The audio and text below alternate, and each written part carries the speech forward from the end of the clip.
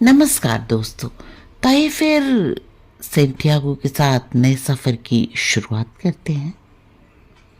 अगले दिन सुबह अल-फ़यूम के खजूर के पेड़ों की आड़ में इधर उधर लगभग 2000 हथियारबंद लोग तैनात थे। सूरज के थोड़ा चढ़ने से पहले करीब 500 कबीले वाले क्षितिज से आते हुए दिखाई दिए। घुड़सवार योद्धा नखलिस्तान की उत्तर दिशा से अंदर आए, इस तरह की जैसे वे लड़ाई करने ना आए हों, पर हर एक की पोशाक में हथियार छिपे हुए थे। अल-फ़यूम के केंद्र में स्थित सफ़ेद तंबू के पास पहुंचकर उन्होंने अपनी शमशीरें और तलवारें निकाल लीं और तंबू पर आक्रमण कर दिया। तंबू खाली था। पेड़ों के पीछे छिपे हुए हथियारबंद नखलिस्तानी योद्धाओं ने उन्हें चारों तरफ से घेर लिया और आनन फानन में सभी हमलावरों को मार गिराया। बस एक ही जिंदा बचा। बच्चों को खजूरों के बाग के पिछवाड़े छिपाया गया था, इसलिए उन्होंने कुछ नहीं देखा। औरतें अपने अपने खेमों में अपनी खाविंदों की जिंदगी की दुआ मांग रही थी। अंत में वे भी जो कुछ हुआ उससे बेखबर थी। अगर जमीन पर हमलावरों की लाशें न बिछी होती तो सब कुछ सामान्य ही दिखाई देता। केवल आक्रमणकारियों के सरदार की जान बख्शती थी। उसी दोपहर वह कबीलों के सरदारों के सामने हाजिर हुए, जिन्होंने जवाब तलब करते हुए पूछा कि उसने नखलिस्तान की परंपरा को क्यों तोड़ा। पराजित सरदार ने कहा कि उसके आदमी भूखे प्यासे थे, लगातार लड़ते लड़ते थक गए थे, इसलिए हमने नखलिस्तान पर कब्जा जमाने की बात सोची ताकि हम फिर तरोताज़ा होकर लड़ाई लड़ सके। कबीले के सरदार ने मृतकों के लिए दुख प्रकट करते हुए कहा कि परंपराएं पवित्र होती हैं। उसने पराजित सरदार को मृत्यु दंड दिया। तलवार से सिर कलम करने या गोली से उड़ा देने के बजाय उसे एक सूखे खजूर के पेड़ से लटकाकर फांसी दे दी गई। रेगिस्तान की तेज गर्म हवाओं में पराजित सरदार का मृत्यु शरीर अकड़ गया। कबीले के सरदार ने लड़के को बुलाकर 50 स्वर्ण मुद्राएं दी। उसने मिस्र के जोसेफ की कहानी फिर से दोहराई और लड़की से कहा कि वह नखलिस्तान के सलाहकार का पद स्वीकार करे। जब सूरज ढल गया और आकाश में तारे निकल आए तो लड़की ने दक्षिण की ओर चलना शुरू किया। अंततः उसे एक अकेला खेमा दिखाई दिया। कुछ अरब जो उधर से गुजर रहे थे, उन्होंने लड़के को बताया कि वहाँ जिन्ने रहते हैं, मगर लड़का डरा नहीं। वो वहीं बैठकर इंतज़ार करने लगा। चांद आकाश में काफ़ी ऊंचा आ गया था। तब उसने कीमियागर को आते हुए देखा। उसके कंधों पर 2 मरी हुई चीज़ें लटकी थीं। मैं आ गया हूँ, लड़के ने कहा। तुम्हें यहाँ नहीं होना चाहिए, कीमियागर ने जवाब दिया। शायद तुम्हारी नियति तुम्हें यहाँ ले आई है। कबीलों की आपसी लड़ाइयों के कारण रेगिस्तान पार करना नामुमकिन हो गया है, इसलिए मैं यहाँ आ गया। कीमियागर घोड़े से नीचे उतरा और उसे अपने साथ खेमे के अंदर आने का इशारा किया। खेमा नखलिस्तान के और खेमों जैसा ही था। लड़के ने खेमे के भीतर कीमियागरी में इस्तेमाल किए जाने वाले उपकरणों और भट्टियों को देखने के लिए नज़र दौड़ाई, मगर वहाँ वैसा कुछ भी नहीं था। बस कुछ किताबें एक के ऊपर एक रखी थी, एक स्टोव था, कालीन थे जिनमें रहस्यमयी कृतियाँ अंकित थीं। बैठो, हम कुछ पिएंगे और फिर इन चीलों का भोजन करेंगे, कीमियागर ने कहा। लड़के को शक हुआ कि ये वही तो चीलें हैं जिन्हें उसने पहले देखा था, मगर वो चुप रह गया। कीमियागर ने आग जलाई और बहुत जल्द ही पूरा तंबू एक मनोहर सुगंध से भर गया, हुक्कों की सुगंध से बेहतर। आप मुझसे क्यों मिलना चाहते थे, लड़के ने पूछा। शकुनों के कारण, कीमियागर ने जवाब दिया। हवा ने मुझे बताया था कि तुम आओगी और तुम्हें मदद की ज़रूरत होगी। ओह, वह मैं नहीं हूँ जिसके बारे में हवा ने आपसे बात की थी। वो तो एक दूसरा विदेशी है, अंग्रेज। वो आपकी तलाश में यहाँ आया है। मुझे मालूम है उसे बहुत सी चीज़ें आती हैं, मगर उसकी दिशा सही है। वो रेगिस्तान को समझने की शुरुआत कर चुका है। और मैं, जब कोई व्यक्ति वाकई में कोई वस्तु पा लेता है तो पूरी सृष्टि उसका सपना साकार करने का उपक्रम करती है।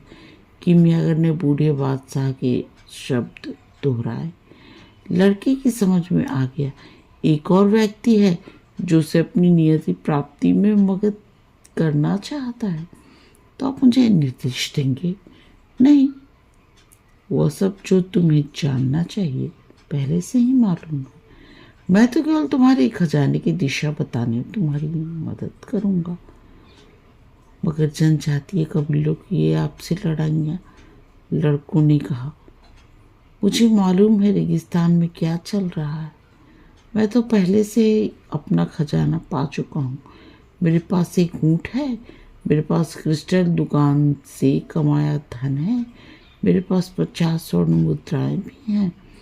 इन सब के कारण अपने देश में मुझे रईसों में गिना जाएगा, मगर इनमें से कुछ भी पिरामिडों का नहीं है। किमियागर ने कहा, मेरे पास फातिमा भी है और वो मेरे सारे खजाने से बढ़कर है। उसे भी तुमने पिरामिडों में नहीं पाया है। उन्होंने खाते वक्त कोई बात नहीं की। किमियागर ने एक बोतल खोलकर उसका लाल पेय लड़के को प्याले में डाला। अब तक कोई पी हुई सारी शराबों में उस शराब का स्वाद सबसे बेहतर था। शराब पीना यहाँ मना है ना? लड़के ने पूछा। किमियागर ने जवाब दिया, हमारे मुंह के भीतर जो जाता है वो बुरा नहीं है, बल्कि मुंह से जो बाहर आता है वो बुरा है। किमियागर शुरू में थोड़ा डरावना था, मगर शराब पीने के बाद लड़के के मन में डर जाता रहा। भोजन करने के बाद वो खेमे से बाहर ही बैठ गए। चांद की रोशनी इतनी तेज थी कि तारे फीके पड़ गए थे। लड़के को खुश देखकर किमियागर ने कहा, पियो और आनंद लो। आज रात खूब अच्छी तरह से आराम करो कि जैसे कल तुम्हें लड़ाई पर जाना है। याद रखना, जब तुम्हारा दिल है वही तुम्हारा खजाना भी है। तुम्हें हर हाल में खजाने को ढूंढना ही है, ताकि जो कुछ भी तुमने रास्ते में सीखा है वह सार्थक हो सके। कल तुम अपना ऊँट बेचकर एक घोड़ा खरीद लो। ऊँट विश्वासघाती होते हैं, वे हजारों मील की दूरियां नापते हैं, थकने का नाम ही नहीं लेते, फिर एकाएक वे धम से बैठ जाते हैं और मर जाते हैं। मगर घोड़े थोड़ा थोड़ा करके थकते हैं। तुम्हें हमेशा मालूम रहता है तुम उनसे कितनी अपेक्षा कर सकते हो और वो कब मरने वाले हैं। अगली रात वो लड़का एक घोड़े पर सवार होकर उस किमियागर के खेमे में पहुंचा। किमियागर पहले से तैयार था। उसने घोड़े पर जीन कसी और बाँझ को अपने बाएं कंधे पर बैठा लिया। उसने लड़के से कहा, अच्छा तुम बताओ, रेगिस्तान के भीतर जीवन किधर है? केवल वे जो जीवन के इन चिन्हों को देख सकते हैं वे ही अपना खजाना ढूंढ सकते हैं। चांद की रोशनी में घोड़े पर दोनों सवार आगे बढ़ चले। पता नहीं रेगिस्तान में जीवन के चिन्ह में पहचान भी पाऊंगा या नहीं। लड़के ने सोचा, मैं रेगिस्तान को इतनी अच्छा तरह से तो जानता भी नहीं। वो किमियागर को सब कुछ बता देना चाहता था, पर वो उससे डरता भी था। वे सब पथरीली जगह पर पहुंच गए जहां लड़के ने उन 2 उड़ती हुई चीलों को देखा था। जहां खामोशी थी, रेगिस्तानी हवा थी। मुझे नहीं मालूम रेगिस्तान में जीवन कैसे ढूंढा जाए, लड़के ने कहा। मुझे यह तो मालूम है कि यहाँ जीवन है, मगर वो कहाँ है ये नहीं मालूम। जीवन ही जीवन को आकर्षित करता है, किमियागर ने जवाब दिया। और तब लड़का सब कुछ समझ गया। उसने घोड़े की लगाम ढीली कर दी। ऐसा करते ही घोड़ा पथरीली जमीन और रेत पर डुलकी भरता दौड़ चला। किमियागर का घोड़ा उसके पीछे था। आधे घंटे बाद नखलिस्तान के हरे भरे पेड़ दिखाई नहीं दे रहे थे। अब दिख रहा था तो ऊपर आसमान में खिला हुआ एक बहुत ही बड़ा चांद और दूर दूर तक छिटकी चांदनी जो रेगिस्तान के पत्थरों को चांदी की तरह चमका रही थी। एकाएक बिना किसी कारण लड़के के घोड़े की गति धीमी हो गई। यहाँ आसपास कहीं जीवन है, लड़के ने किमियागर से कहा। मैं रेगिस्तान की भाषा नहीं समझता, पर मेरा घोड़ा जीवन की भाषा समझता है। वे घोड़े से उतर गए। किमियागर कुछ बोला धीरे धीरे कदम बढ़ाते हुए वो पत्थरों को ढूंढने लगे। कीमियागर एकाएक रुक गया और नीचे झुक गया। उन पत्थरों के पीछे एक छेद था। कीमियागर ने पहले तो उस छेद में अपना हाथ डाला और फिर कंधे तक पूरा बाजू। कुछ तो था जो भीतर हरकत कर रहा था। लड़के ने इस बात का अनुमान कीमियागर की आंखों की झपकने से लगा लिया, जिसका हाथ पत्थरों में छिपी किसी वस्तु से जूझ रहा था। एक झटके में उसने अपना हाथ बाहर खींचते हुए वो कूद कर खड़ा हो गया। लड़का अचंभित था। कीमियागर के हाथ में पूंछ से पकड़ा एक सांप लटक रहा था। लड़के ने सांप से बचने के लिए दूर छलांग लगाई। सांप गुस्से में था और बड़ी जोर से फुफकार रहा था। उसकी फुफकारों से रेगिस्तान की खामोशी भंग हो रही थी। वो कोबरा सांप था, इतना जहरीला कि किसी को काट ले तो वो मिनटों में मर जाए। जरा ध्यान से, कहीं काट न ले, लड़के ने सावधान किया। मगर कीमियागर के चेहरे के भाव में कोई अंतर नहीं आया। ऐसा नहीं था कि वो जब उसने सांप के बिल में हाथ डाला था तो सांप ने उसे डसा नहीं होगा। कीमियागर की उम्र 200 साल है, ऐसा उस अंग्रेज ने बताया था। उसे मालूम होगा कि रेगिस्तान में सांपों से कैसे निपटा जाता है।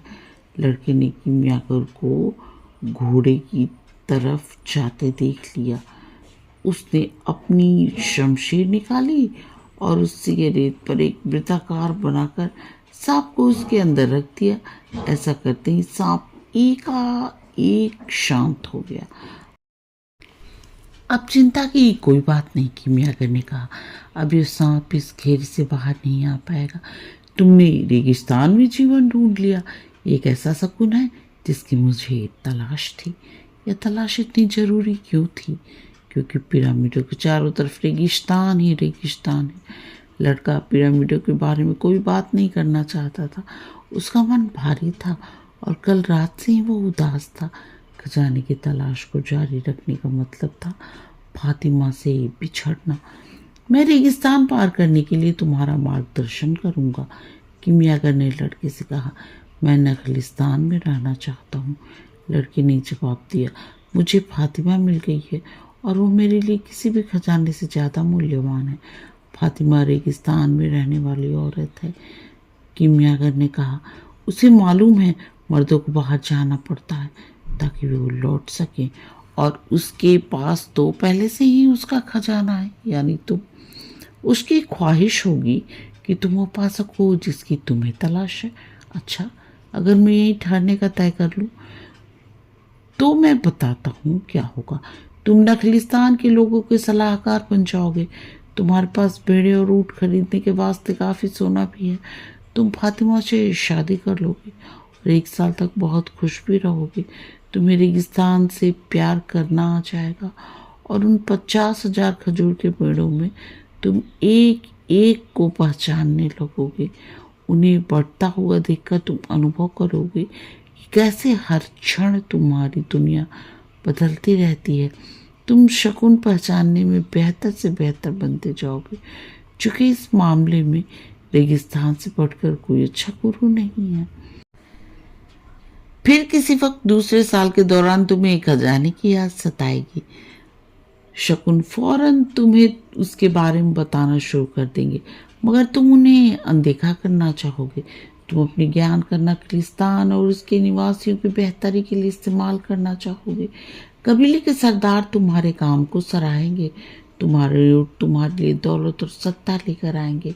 तीसरे साल भी सगुन तुम्हारे खजाने और नियति के बारे में तुम्हें बताएंगे और तुम रातों को उठ उठ कर नखलिस्तान के चक्कर लगाया करोगे।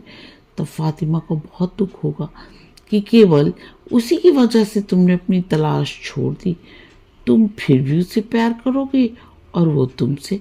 तुम्हारे मन में हमेशा इस बात का एहसास रहेगा कि उसने तुम्हें सफ़र पर जाने से कभी नहीं रोका, क्योंकि रेगिस्तान की औरतें अपने मर्दों का इंतज़ार करना जानती हैं।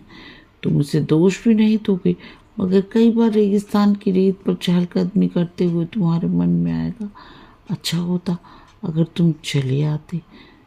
तुम अपने और फातिमा के प्यार पर और ज़्यादा भरोसा करती।